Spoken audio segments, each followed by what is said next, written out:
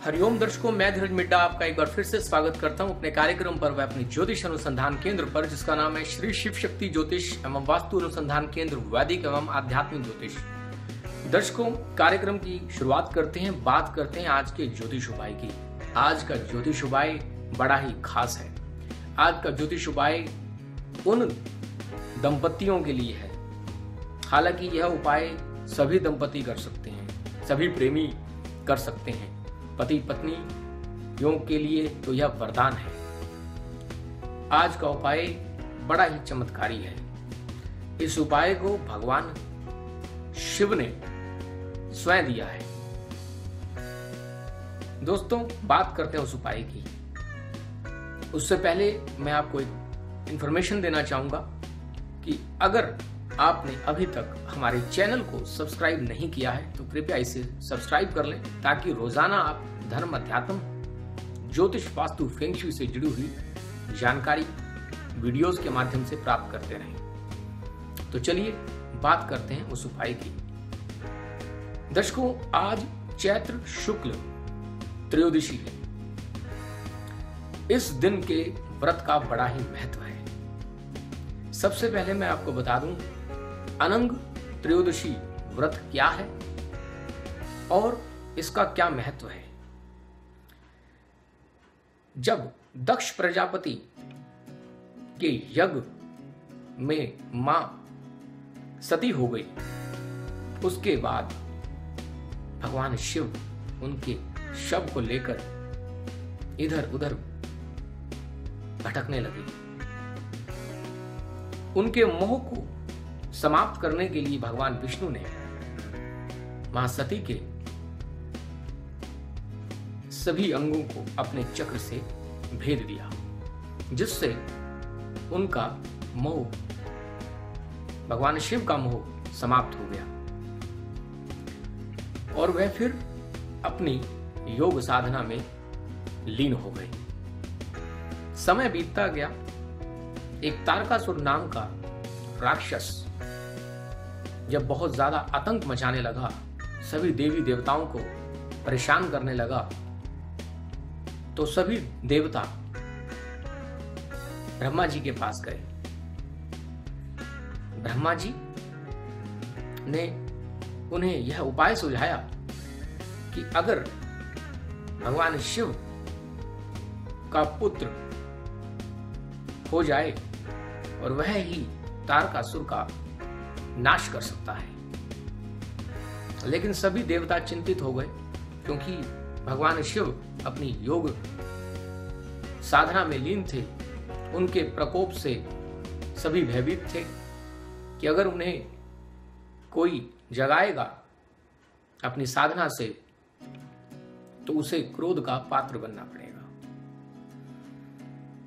इसी बीच कामदेव, जिन्हें हिंदू शास्त्र में काम का, प्रेम का देवता माना गया है, और उनकी पत्नी रति देवी तैयार हो गए कि कैसे भी करके हम भगवान शिव को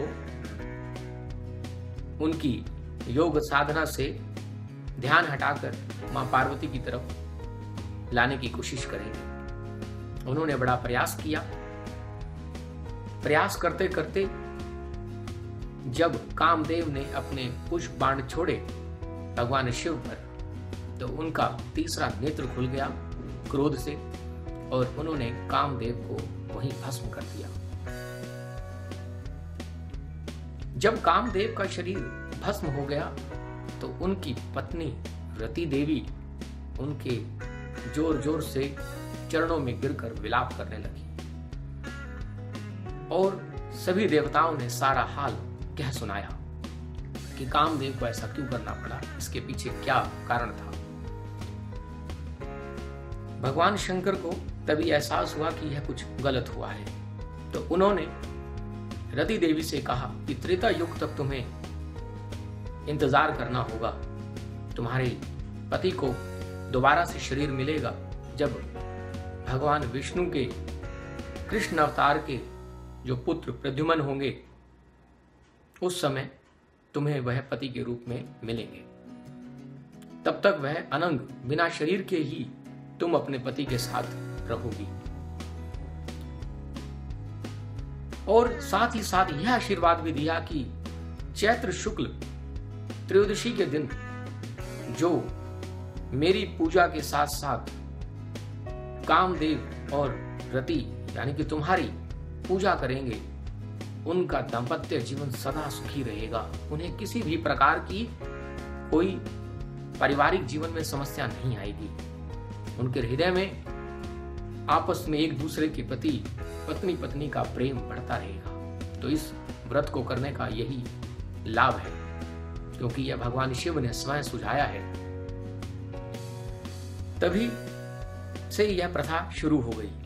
तो दोस्तों, अगर आप भी जो पति पत्नी जिनका दाम्पत्य जीवन सही नहीं चल रहा है, प्रेम नहीं है, खटास है, उन्हें अपने जीवन को दोबारा से दाम्पत्य जीवन को ऊर्जावान करने के लिए इस दिन व्रत रखना चाहिए। भगवान शिव और मां पार्वती की पूजा उपासना करनी चाहिए और साथ ही साथ कामदेव और रति की भी पूजा करनी चाहिए।